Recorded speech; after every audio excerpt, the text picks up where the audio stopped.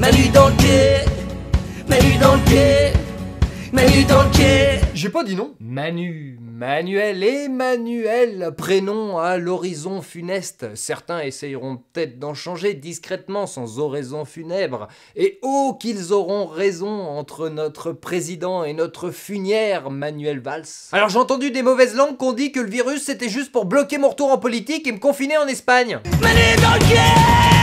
Ok, c'est quand qu'on s'y met. Pour sauver le prénom, faudrait mettre en avant d'autres Emmanuel. Et quand on tape dans le moteur de recherche en top, eh ben on se rend compte que les magazines féminins enterrent souvent leurs lectrices dans l'ignorance et la superficialité. Pour mesdames, la plus honorable est évidemment Sœur Emmanuel. Et pour nous, messieurs, on a le fameux Emmanuel Kant. Et pour les non-binaires? Pourquoi y a pas d'exemple pour les non-binaires? Bah, parce qu'il y en a pas de célèbres. Comme pour les autres prénoms. Ouais, bah c'est pas normal. C'est du useless bashing. Ok. Et pour les non-binaires, Emmanuel Chin. Hein? Je vois pas. La digression du papillon.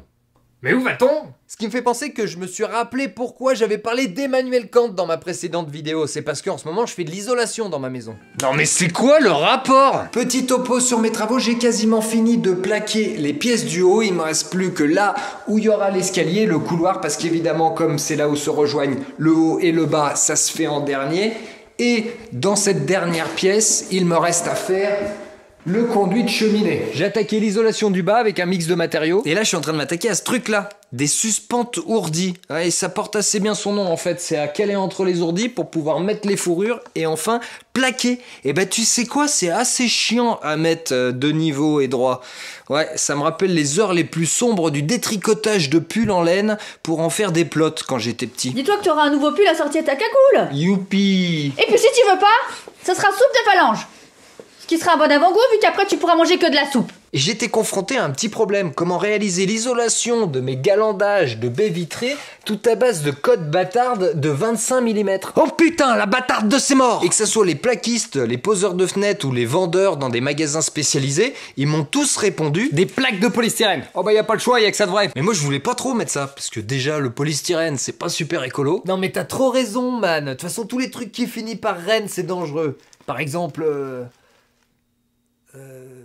Oui, et c'est même nocif pour la santé, il y a du HBCD dedans. H, B, C, D, E, F, I, J, L, K, L, L, M, N, O, P, Q, R, S, T, H, C... Non mais t'es en train de me distraire, man. Je suis en train de chercher des trucs dangereux qui finissent par Rennes.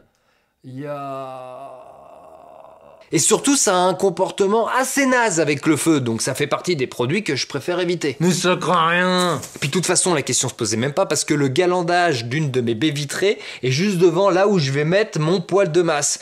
Donc pas de polystyrène inflammable. Mais ça craint rien. Ah, Marie-Reine? Non.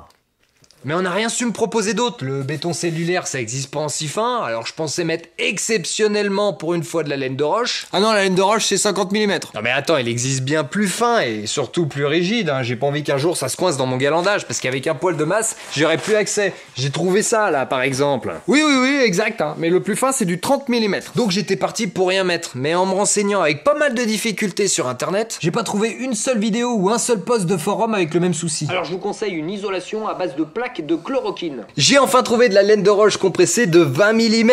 Excellent. Mais bon, il me la proposait pas parce qu'en fait, normalement, elle est faite pour le sol. Et moi, je veux la mettre sur le mur. C'est pareil, mais c'est pas pareil. Donc, nous, on n'avait pas... faut de l'imagination, c'est compliqué. Enfin, excellent, sauf que j'ai mis 4 magasins quand même à en trouver en stock parce que sinon, fallait la commander par palette. Bah, je sais pas, faites votre pelouse avec. Et voilà le résultat. Alors j'ai dû improviser la fixation avec des lisses en forçant un petit peu, le tout fixé dans le mur. Ça bougera jamais, je suis assez content de moi. Non mais où on va, sérieux? Ah ouais, je me suis dit, c'est con. J'étais devant un problème qui a sûrement dû se poser à un paquet de monde dans l'histoire des travaux. Et pourtant, je savais pas comment rechercher une solution. Je savais pas comment trouver quelqu'un qui pouvait m'aiguiller, que ce soit dans la vraie vie ou sur internet. Mais ça craint rien. J'avais le besoin, une vague notion de l'idée, mais pas un de ceux qui y avaient répondu. Et donc ça m'a fait penser à Kant. Quelqu'un peut m'expliquer quel est le rapport? Ah oui, ça fait un moment que je pense beaucoup aux instants qui ont fortement influé sur notre histoire. Par exemple, la Révolution française, la découverte des camps de concentration en 45 ou mai 68, même si pour beaucoup ça semble moins visible. Il est interdit d'interdire. Une contradiction qui marquait le début pour certains d'une vie sereine en pleine dissonance cognitive. Bon allez, faut que je me trouve une petite crèche moi. Et peut-être que vu du futur, le coronavirus en sera un, avec l'avènement de l'effondrement médiatique et moral. J'en parle en arrière-plan dans ma mini web-série 2058. Et ben ces points de rupture ont vachement chamboulé notre façon de penser générale. Mais il y a peu, en étudiant Kant, je me suis dit qu'elles découlaient peut-être toutes d'une rupture plus grosse, assimilable à la naissance de l'humanisme. Bon, vite fait, les Grecs imaginaient l'univers tel un tout parfait et ordonné. Le cosmos. Dans un même ordre d'idées, les religieux monothéistes le voyaient façonné par Dieu, combinaison d'ordre et de perfection. Mais voilà, à peu près au moment où Newton s'est pris une pomme dans le genou, entre avancées physiques et mathématiques, on a commencé à entrevoir l'infinité de l'univers. Et ce chaos infini, sans début ni fin, sans centre ni repère, a grandement déstabilisé l'homme.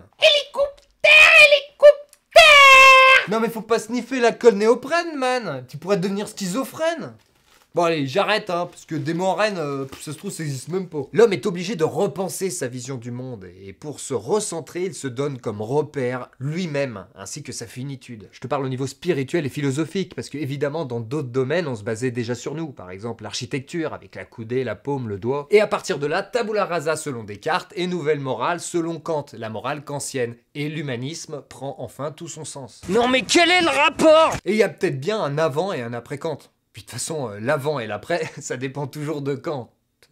Putain, mais c'est quoi le rapport? Ah, j'ai l'impression qu'à chaque point de rupture, et en particulier celle-ci, on effectue une table rase trop poussée, et que la nouvelle vision du monde créée est créée avec ses nouveaux défauts, mais ne conserve pas les anciennes qualités. Et que ce soit la pensée humaniste ou post-68 hard, elles comprennent énormément de choses qui me dérangent, et qui pourtant semblent ancrées comme acquises. Un peu comme des postulats non négociables au développement de la pensée contemporaine. Ah, et en ce qui concerne le rapport, c'est que cette critique de la rupture totale, de la table rase, en dehors de ma petite tête, pour l'instant, je trouve pas d'auteurs qui ont travaillé dessus, alors que ça pourrait m'aider à avancer plus vite dans ma réflexion. Sérieux. À moins que ça soit pour les sourcils raser un ticket de métro, alors que j'ai un zizi.